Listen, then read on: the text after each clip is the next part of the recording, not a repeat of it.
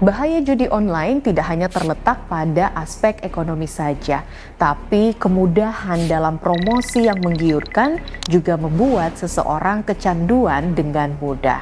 Waktu yang terbuang, paparan konten iklan yang tidak pantas dapat muncul karena adanya aktivitas di perjudian online. Sama halnya seperti permasalahan sampah, permasalahan perjudian online ini juga harus dimulai dan dibatasi serta dicegah dari diri sendiri.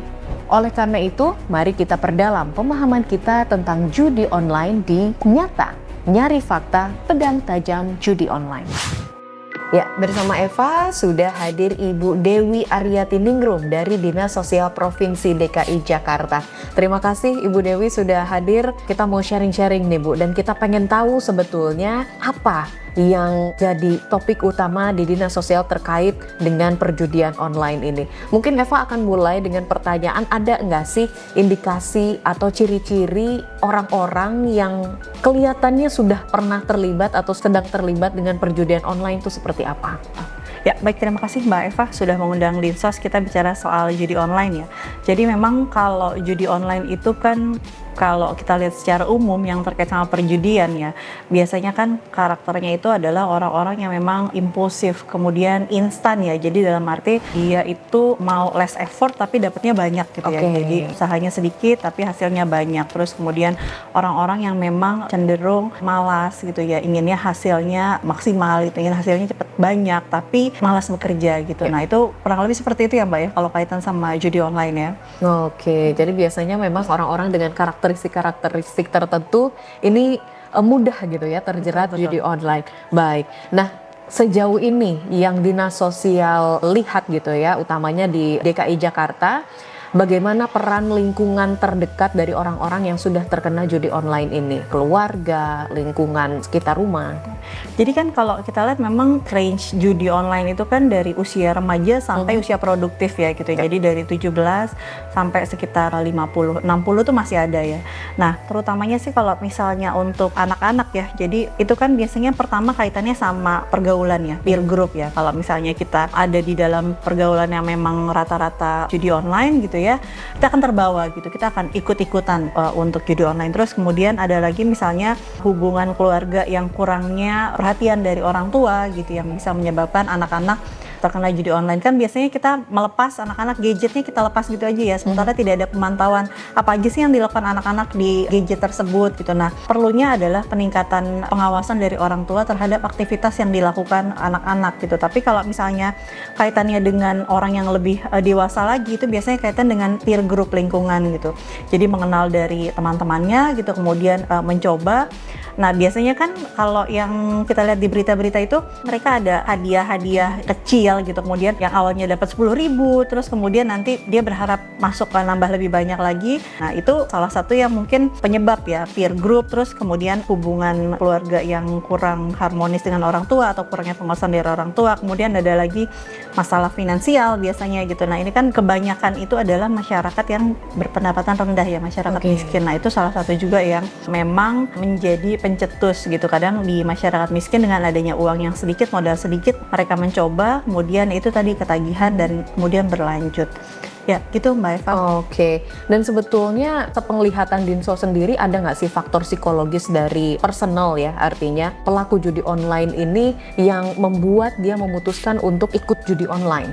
Faktor psikologis ya, bisa jadi melihat dari gamesnya sendiri itu menarik ya, katanya ya. Saya juga kalau kita lihat-lihat di berita-berita gitu, itu kan gamesnya cenderung menarik gitu ya. Terus kemudian adanya pancingan-pancingan yang mengakibatkan mereka, oh kalau misalnya saya masukin uang 5.000 gitu ya, saya invest 5.000, saya bisa dapat 10.000. Tapi kan tuh perbandingannya sangat chance-nya sangat kecil gitu ya. Jadi karena di awal mereka dapat, terus kemudian mereka merasa bahwa ini menguntungkan. Nah, itu tadi yang membuat mereka jadi addicted gitu terhadap judi online. Bahkan saya dengar beberapa orang juga nggak tahu, nggak ngeh kalau itu tuh dia udah ikut judi online gitu. Dia ngerasanya main games aja gitu ya. Tapi memang ada perputaran uang di situ. Dia nggak ngeh kalau itu tuh ternyata games untuk judi online juga gitu ya. Nah, boleh di-sharing mungkin Bu Dewi sejauh ini peran Dinas Sosial dalam menangani masalah perjudian online yang ada di Jakarta sudah sejauh apa? Oke, ya Ini kan sebenarnya utamanya tadi saya bilang bahwa kaitannya juga dengan kemiskinan ya, Ya. gitu. Nah, kalau di DKI sendiri kan kita punya program penanganan kemiskinan itu ada 3 ya. Nanti akan saya tambahkan satu lagi kaitannya dengan penambahan terkait judi online ini. Pertama, pengurangan beban pengeluaran masyarakat itu melalui bansos. Kemudian yang kedua itu peningkatan pendapatan masyarakat itu biasanya melalui pengembangan UMKM. Kemudian pengurangan kampung-kampung kumuh itu banyak ada melibatkan dinas perumahan juga, melibatkan KPKP juga. Terus kalau dari kami ada penjangkauan terhadap penyandang masalah kesejahteraan sosial atau pemerlu pelayanan kesejahteraan sosial. Jadi kami berharap dari 3 program tersebut itu dapat meningkatkan pendapatan masyarakat sehingga nanti kemiskinan jadi berkurang. Dan satu lagi mungkin yang penting juga adalah kolaborasi dengan perusahaan, dengan CSR gitu ya, untuk membuka peluang bekerja atau membuka peluang usaha sehingga ketika kita sudah membina UMKM, nanti kemana nih arah UMKM ya? Salah satunya dengan penyaluran ke perusahaan-perusahaan, kalau penyaluran ke CSR. Nah, kalau di kita ada juga penyaluran ke pasar jaya gitu, produk-produk UMKM. Ya kurang lebih seperti itu sih yang dilakukan Dinas Sosial dalam rangka mendukung program penanganan kemiskinan kaitannya dengan judi online tentunya, karena kan banyak sekali sasarannya adalah masyarakat miskin ya. Oke. Itu Mbak Eva. Jadi masyarakat dibikin sibuk berkegiatan positif tentunya yang menghasilkan dan juga meningkatkan kesejahteraan mereka. Ya, harapannya Begitu gitu, ya. betul. Oke, baik. Nah, ini kan memang judi online, kemarin saya dapat data bahwa anak usia 11 tahun pun sudah ada kasus di tahun 2023, kalau tidak salah kurang lebih ada 106 siswa yang menjadi pelaku judi online. Tapi sebetulnya dari data di Dinas Sosial sendiri, ada nggak sih range usia khusus yang potensinya lebih besar untuk ikut judi online ini? Oke, ya kalau di kami kan tidak mendata secara khusus ya Mbak Eva kaitannya dengan ini, tapi kami mengambil data dari Pusat Pelaporan dan Analisis Transaksi Keuangan. Oke. Ya itu mereka lembaga independen gitu ya yang mengawasi kaitannya dengan perputaran transaksi keuangan di masyarakat. Nah, kalau dari data yang kami dapat memang dari range usia 10 sampai 20 tahun itu sudah ada yang melakukan transaksi walaupun jumlahnya tidak terlalu banyak ya. Tapi memang itu tentunya menjadi concern karena kalau dari usia 10 sampai 20 tahun pun otomatis uangnya bukan didapat sendiri gitu ya. Mungkin Betul. dari uang jajan kah atau mungkin ada yang mencuri dan lain sebagainya gitu. Itu yang kita khawatirkan memang. Walaupun itu jumlahnya tidak sebanyak yang usia produktif antara 20 sampai 50 ya. Cuma perlu diperhatikan juga karena memang jumlah mereka itu sekitar 10%-an dari transaksi keuangan itu ya yang dilihat dari PPATK tadi. Nah, tentunya ini jumlah anak-anak ini itu yang perlu menjadi concern karena mereka kan cikal bakal kita ya, cikal bakal bangsa gitu. Nah, harus ada perhatian khusus dari pemerintah kaitannya dengan anak-anak ini sehingga tidak terlena dengan judi online. Betul. Kalau udah judi online kan otomatis malas belajar gitu ya. Terus kemudian yang kita khawatirkan tadi karena perlu uang terus kemudian mereka melakukan kriminalitas gitu. Sementara di usia itu harusnya mereka yang mengenyam pendidikan yang seluas-luasnya gitu. Gitu Mbak Eva. Oke. Nah, mungkin ada program atau upaya yang dilakukan oleh Dinsos terkait dengan judi online, baik itu pencegahan ataupun penanganan yang sudah pernah dilakukan? Oke, kalau secara khusus kami nggak ada sih, tapi memang kami tuh punya program penjangkauan PPKS atau PMKS, pemerlu pelayanan kesejahteraan sosial atau penyandang masalah kesejahteraan sosial. Nah, biasanya kan ini kami melakukan penjangkauannya di jalanan ya gitu. Nah, itu banyak juga yang memang ketika kami jangkau itu ternyata mereka juga anak PAM gitu, tapi juga melakukan judi online setelah di assessment ya. Ternyata mereka juga melakukan judi online dan anak-anak tersebut setelah dijangkau kami bina gitu di panti. Nah, terus kemudian selain dari pembinaan tentunya kan ada pemberian bimbingan keterampilan ya. Itu yang kami lakukan. Kami punya kalau di remaja itu kami punya panti sosial bina remaja, ada Tarunajaya 1, ada Tarunajaya 2. Nah, itu kami berikan keterampilan di situ bekerja sama juga dengan PPKD di Snaker Trans gitu. Dan untuk yang ingin bersekolah ada kejar paket C, kami kerjasama dengan Dinas Pendidikan. Nah, itu salah satu cara dari kami gitu untuk membantu warga masyarakat atau anak-anak yang memang membutuhkan gitu, dan salah satunya tentunya mereka yang memang menggunakan judi online gitu ya. Terus kemudian kami juga berkoordinasi dengan keluarga tentunya ya, kaitannya dengan pengembalian nanti atau kita bilangnya tahap terminasi. Di situ nanti juga akan ada persiapan kepada keluarga bagaimana nanti ketika anak kembali ke keluarga, pendampingannya seperti apa dari keluarga, sehingga kami harapkan hal-hal yang sebelumnya dilakukan seperti judi online sebelumnya itu tidak dilakukan kembali. Seperti itu, Mbak Eva. Jadi Dinas Sosial Pemprov DKI Jakarta sudah melakukan pembinaan, kemudian juga bimbingan keterampilan, ini khusus bagi usia produktif sepertinya, dan juga berkomunikasi dengan keluarga. Mungkin ada yang ingin disampaikan Bu Dewi terkait dengan maraknya perjudian online di Jakarta, lebih khusus kepada para orang tua yang punya anak-anak yang potensinya sekarang jadi lebih besar gitu untuk kena judi online juga.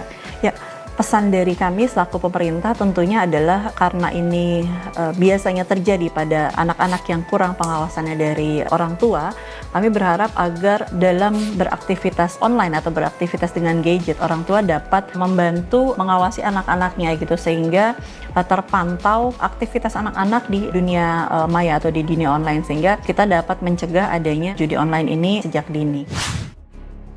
Dari data tahun 2023, ada sebanyak 1.850 anak terlibat dalam judi online.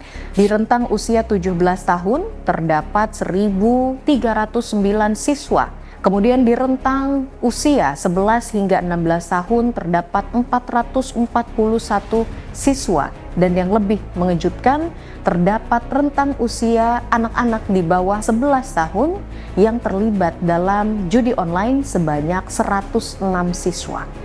Ini adalah bahaya yang besar yang muncul di kalangan anak-anak dan juga remaja. Salah satu mitigasi yang bisa dilakukan adalah pendekatan dari sisi pendidikan. Ya, bersama kita sudah ada Bapak Purwo Susilo dari Dinas Pendidikan Provinsi DKI Jakarta. Terima kasih Pak Purwo Susilo sudah hadir. Hari ini kita ngobrol-ngobrol yang agak serius nih Pak, terkait dengan terlibatnya anak-anak di DKI Jakarta ke perjudian online. Eva juga pengen tahu sebetulnya bagaimana peran pendidikan dalam mencegah perilaku perjudian online di kalangan siswa. Baik, kita ketahui bersama bahwa pendidikan itu tentunya sangat strategis, sangat esensial dalam mencegah perilaku perjudian online di kalangan peserta didik. Pendidikan dapat meningkatkan kesadaran tentang bahayanya seperti apa, konsekuensi negatif dari judi online, termasuk dampak finansial, emosional, dan sosial bagi peserta didik. Untuk saat ini, Dinas Pendidikan itu sudah dan sedang dan akan terus-menerus melaksanakan kegiatan penyuluhan terkait judi online ya secara berjenjang, mulai dari suku dinas kemudian sampai ke satuan pendidikan. Hal ini bertujuan untuk memberikan informasi kepada anak-anak kita akan bahaya judi online itu. Kan seringkali anak-anak kita itu tanpa sadar ya bahwa dia main di handphone ternyata itu judi online. Banyak juga anak-anak yang tanpa sadar atau tidak tahu kalau yang dimainkan itu ternyata situs judi gitu. Tapi juga ada beberapa anak yang memang tahu dan mengasuh. Nah, itu menjadi PR kami. Selanjutnya Dinas Pendidikan memberikan stimulan, pemantik, trigger, satu kegiatan positif atau sebagai alternatif yang dapat dilakukan oleh peserta didik agar waktu, pikiran, tenaganya untuk kegiatan-kegiatan positif. Kita perbanyak kegiatan ekstrakurikuler, baik olahraga, hobi kreatif, dan sebagainya. Nah, selain itu kami juga terus bekerja sama dengan orang tua dalam rangka membimbing, memonitor, mengawasi aktivitas anak-anaknya di rumah, khususnya terkait dengan penggunaan handphone zaman gadget. Oke. Ya, seperti itu. Makasih. Berarti memang sudah ada langkah-langkah yang diambil dilakukan oleh Dinas Pendidikan Provinsi DKI Jakarta apabila anak-anak nih sudah kena gitu ya judi online, penambahan ekstrakurikuler, kemudian juga penyuluhan terhadap orang tua, ditambahnya kegiatan-kegiatan positif begitu ya. Mudah-mudahan bisa diterima baik oleh rekan-rekan peserta didik tentunya. Tapi Eva juga penasaran Pak, anak-anak yang sudah terkena perjudian online ini apakah punya perilaku khusus yang similar gitu, yang sama, atau ada tanda-tanda atau ciri-ciri yang nampak atau gimana tuh Pak? Ya, jadi gini, kalau di sekolah pada saat sosialisasi itu kami bekali teman-teman di kepala sekolah, satuan pendidikan itu ciri-ciri atau indikator atau penanda anak itu yang perlu diwaspadai ya, bukan kita tuduh tapi diwaspadai. Ketika seperti apa anak kita itu suka menyendiri, kemudian anak kita itu susah bergaul dengan yang lain, menutup diri. Kemudian dari sisi perilakunya selain itu juga suka menyampaikan kalimat-kalimat atau kata-kata yang tidak seharusnya diucapkan, bukan yang tidak dalam tema pembicaraan. Jadi anak itu banyak menyendiri, banyak menyendiri. Kemudian ketika dia mau bergabung dengan teman tuh ngomongnya nyeletuknya itu berbeda. Dan kemudian juga kita lihat bagaimana kesehariannya, apakah anak itu punya uang banyak atau suka segala macam. Nah itu salah satu cirinya. Nah kalau ada anak yang seperti itu, maka itu menjadi fokus bagi teman-teman guru untuk memonitor lebih dalam. Kemudian kalau sudah ditemukan ya bukan dimarahi atau diapa, tapi dikomunikasikan dengan pihak orang tua. Di sekolah itu kan ada guru bimbingan konseling. Nah disitulah peran guru bimbingan konseling yang tentunya dikoordinir oleh bidang siswaan. Yang mana tujuan kita mencegah jangan sampai terjadi perjudian online di kalangan pelajar peserta didik di DKI Jakarta. Demikian. Jadi ada indikasi khusus yang patut dicurigai gitu ya Pak, apabila para siswa peserta didik ini melakukan hal-hal khusus kayak tadi senang menyendiri, jadi buru-buru pengen pulang ke rumah. Yang lain pada ke kantin, dia enggak, malah menyendiri. Terus ketika kegiatan tambahan di sekolah, dia nggak betah gitu, pengen cepet-cepet, pokoknya cepet-cepet menyendiri. Memisahkan dari keramaian itu. Gitu. Dan mungkin dari segi orang tua juga bisa dilihat gitu ya, ditinjau anaknya. Barangkali anaknya handphonenya kok jadi dibikin password itu juga jadi salah satu indikasi. Lebih baik ditanyakan begitu ya, kenapa kok di password? Kemudian isinya apa aja sih gitu. Permainannya apa saja, karena bisa jadi anak tidak ngeh kalau dirinya ikut dalam perjudian online begitu ya Pak ya. Betul.